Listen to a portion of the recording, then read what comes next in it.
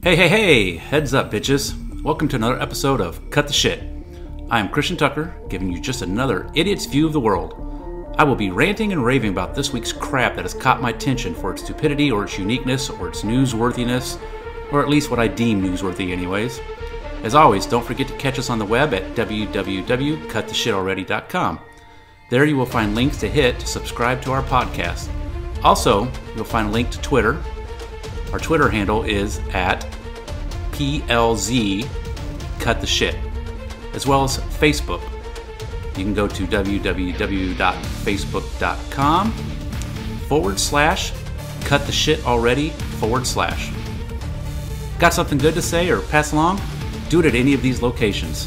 Got some putrid shit to spew my direction? Do it there also, dirtbag. We welcome it all. Okay, so let's get this shit going, shall we? Hey, hey, hey, everyone. Welcome back to Cut the Shit podcast. Welcome to another episode, I should say. Episode 7, which is, by the way, this is my third time recording it because of technical issues. The other 2 times. Jesus. So, quick thought and question for the day. Sarah Paulson is dating Holland Taylor. You may know Holland as Charlie's mom on 2.5 Men. And Sarah Paulson is on American Horror Story, like every season. So Sarah's like 43 and Holland's like 73, something like that. It's a big age difference, 30 plus years or so. And I've seen other lesbians with similar age differences. I have a niece who is in her early 20s. She's dating a woman who's in their 40s. So it got me to thinking, if young girls who date older guys are said to have daddy issues, can young lesbians who date older women have mommy issues? It's an honest question. Food for thought. All right, moving right along. Some other female celebrity shit. So just a quick rant on this. My entire adult life, I have seen Oprah Winfrey on TV, magazines, tabloids, or whatever, non-stop for 25 plus years. During that time, she has always been overweight, and there's always been speculation by stupid asses about her weight. Driven in part by herself, because she's always on her show talking about her weight and her new diets. So then she retires from doing the Oprah show, but her dieting issues still remained in the spotlight. Again, much thanks to her. Each year was some new revelation of some miracle diet or some shit she was doing. One year she's skinny and looks great. The next year she's fat again, and then she's skinny again, and then she's fat again. One year we see her in yoga pants running on a trail next to her personal trainer and looking great. The next year she wears a tent to cover her body to some award show. Listen, don't get me wrong. I truly do not give a fuck if she's a size 2 or a size 22. I really don't care. What I do care about is my entire adult life, I have seen her hawk some sort of diet program on my TV screen. I can't escape it. Seriously, this is 2018. And I just saw another diet commercial that this bitch is hawking on TV. I swear. I saw that and I thought to myself, bitch, please go away. You have no credibility when it comes to weight loss. All you do is yo-yo from year to year. 25 years now, I've seen you fat 13 times and skinny 12. Go be fat. Go be skinny. I truly don't care. Just go the fuck away. Seriously, please stop doing weight loss commercials. No one's listening anymore. Just go away and cut the shit. I'm not a celebrity blogger, but I figured while I was on celebrities, I'd just kind of keep rolling. So Jeremy Renner and Mickey Rourke and Megan Fox. So seriously, if there's anything weirder or grosser, I don't know. And I love both these guys.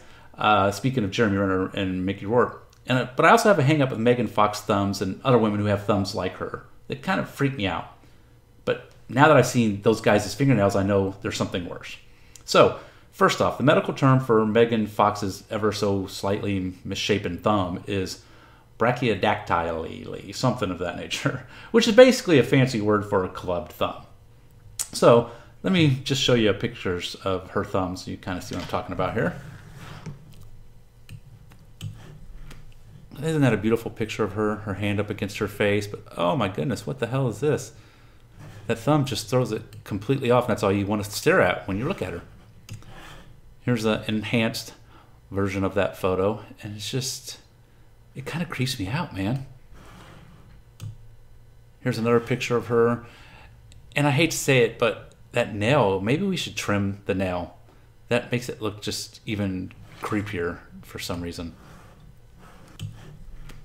Isn't that a beautiful picture of her? Her hand up against her face. But oh my goodness, what the hell is this?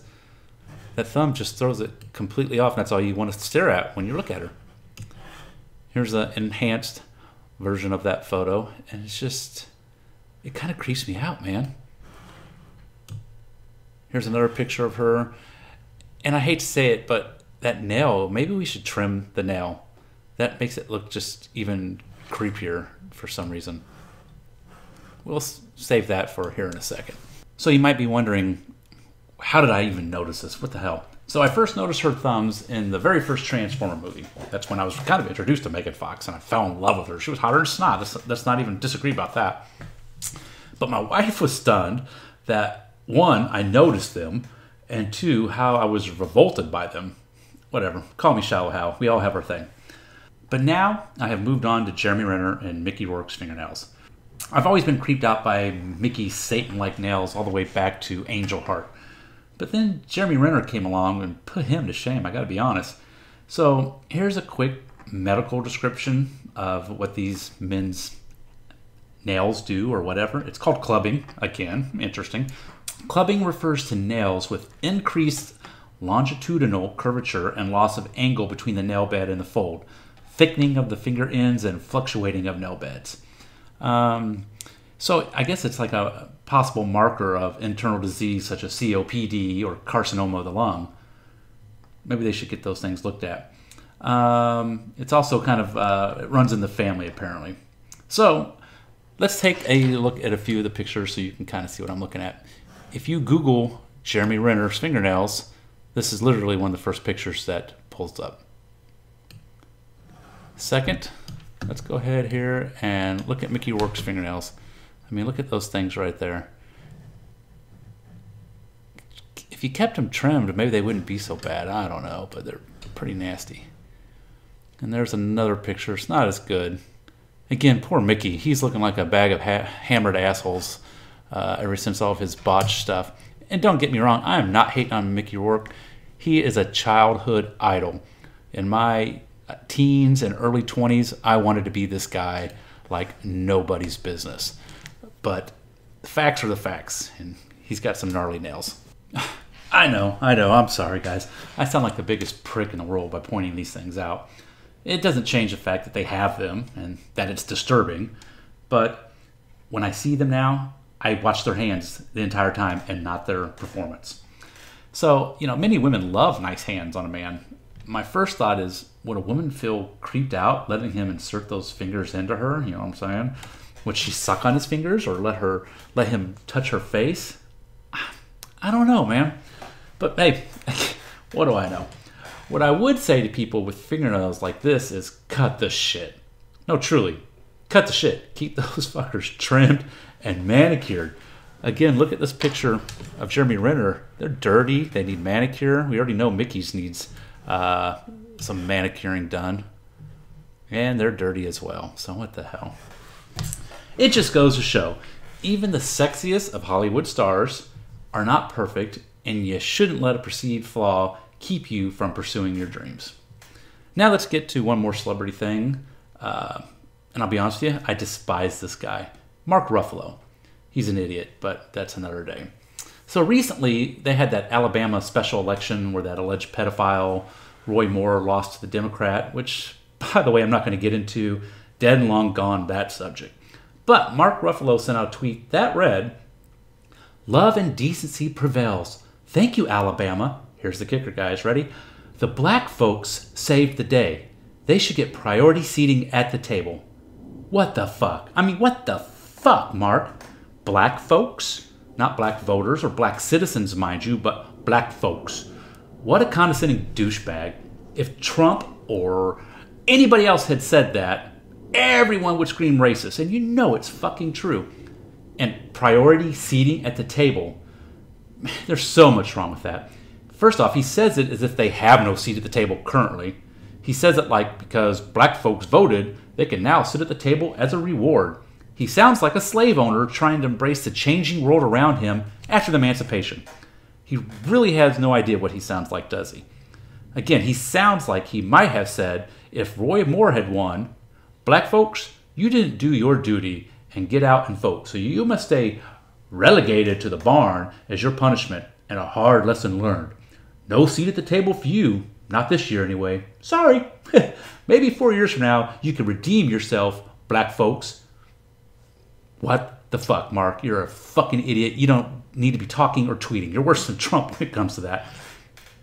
If you're listening to this, watching this, truly, search your feelings and your biases. You know that's exactly what he sounds like. Go ahead, Chris Evans. Admit it. Does he know he sounds like a secret racist who just let a little bit of his prejudice just slip out?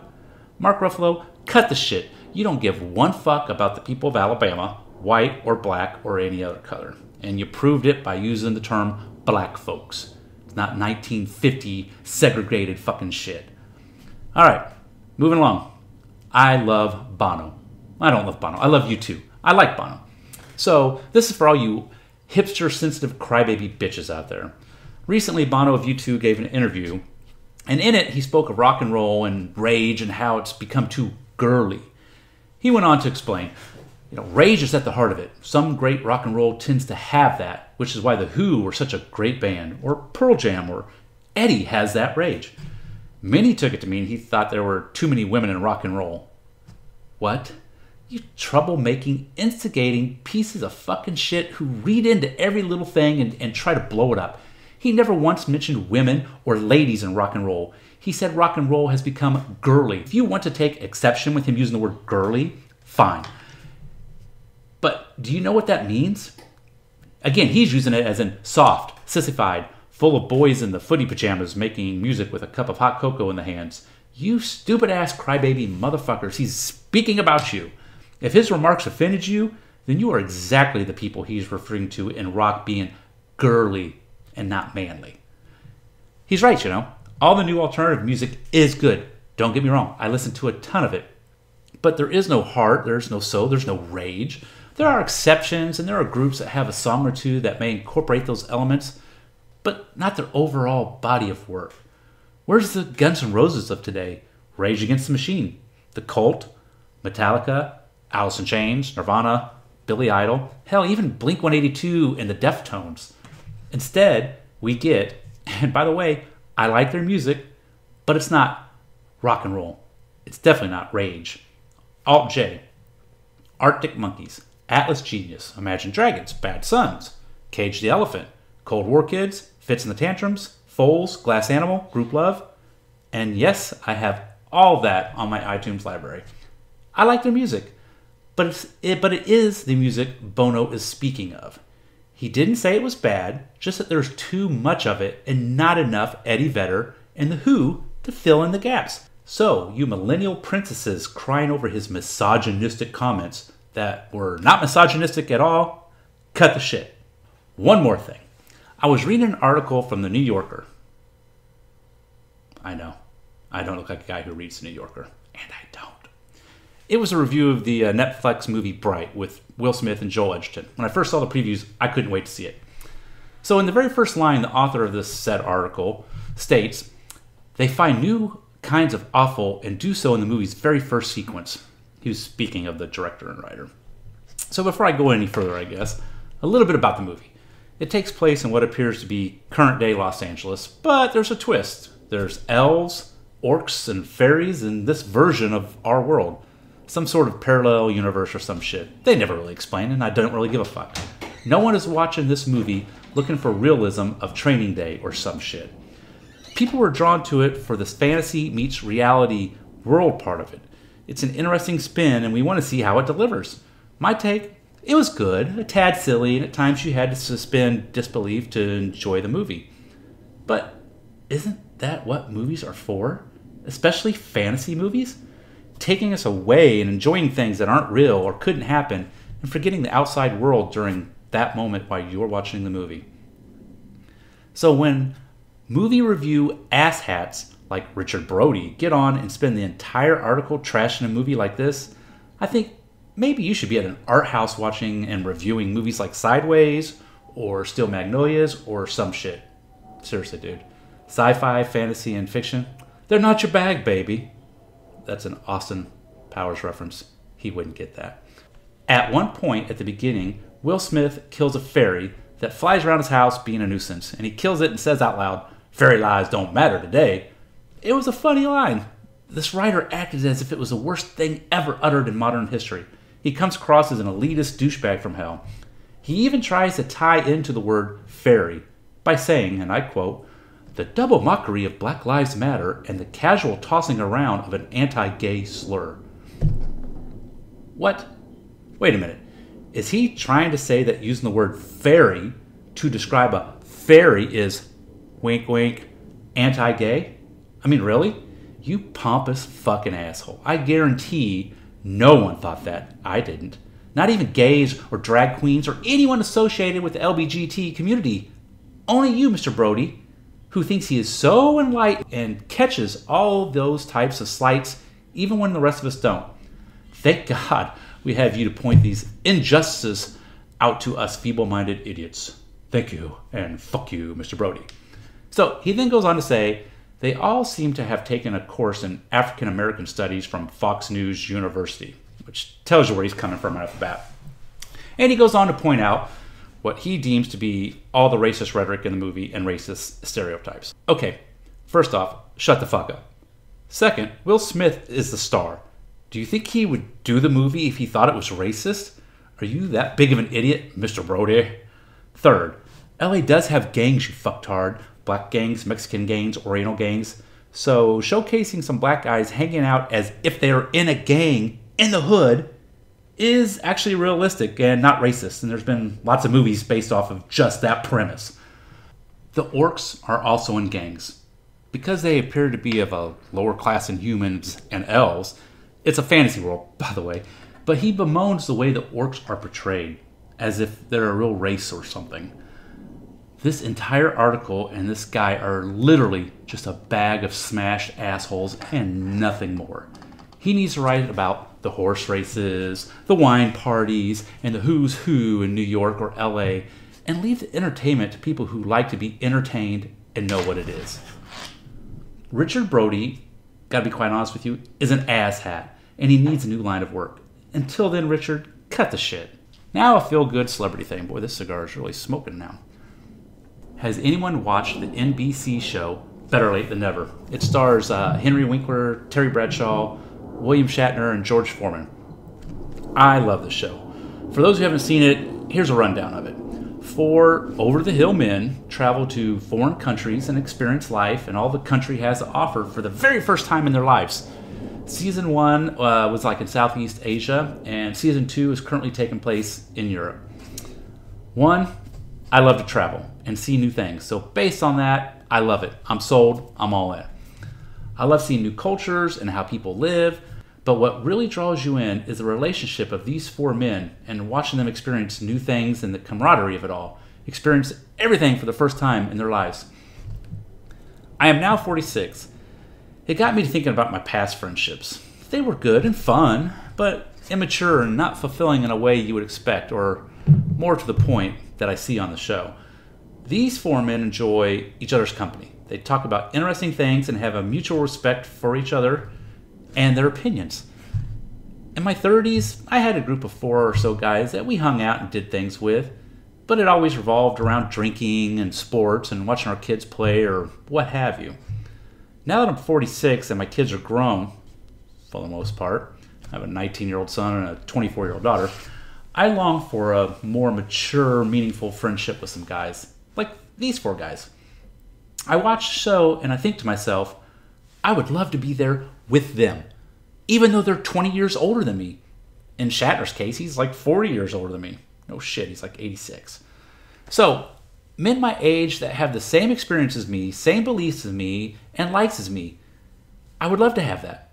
I always subscribed in the past to the theory of don't surround yourself with yourself. Meaning, have people around you that are different viewpoints, backgrounds, and beliefs. I believe it's a healthy way to go through life. But I've done that now for 46 years. I'm ready for something different. I'm ready to be surrounded with people similar to me, something real, a meaningful friendship. I'm ready to surround myself with more people like me. I'm ready to surround myself with myself. Maybe it's an age thing, a maturity thing, I don't know. But I do know I would like to have my next group of friends be my last group of friends. Lifelong friends. Yeah, I know. You're thinking to yourself, come on, Christian, cut the shit. What's with all this sentimental crap? It happens when you get older, trust me. Well, listen, the podcast, in my view, went quicker than what I anticipated it going. I thought it was going to be a little bit longer than this, but it always seems to go quick for me. Those of you listening or watching are probably thinking the exact opposite and have already put a gun to your head, praying it would be over. Either way, it's over. So I want to thank you for joining in and listening. Again, you can visit the website at www.cuttheshitalready.com. There you can find Facebook and Twitter links. You can find links to subscribe to the podcast. You can see the videos of the podcast and hopefully some other interesting things along the way. So, until the next time, guys, as Ron Burgundy says, stay classy.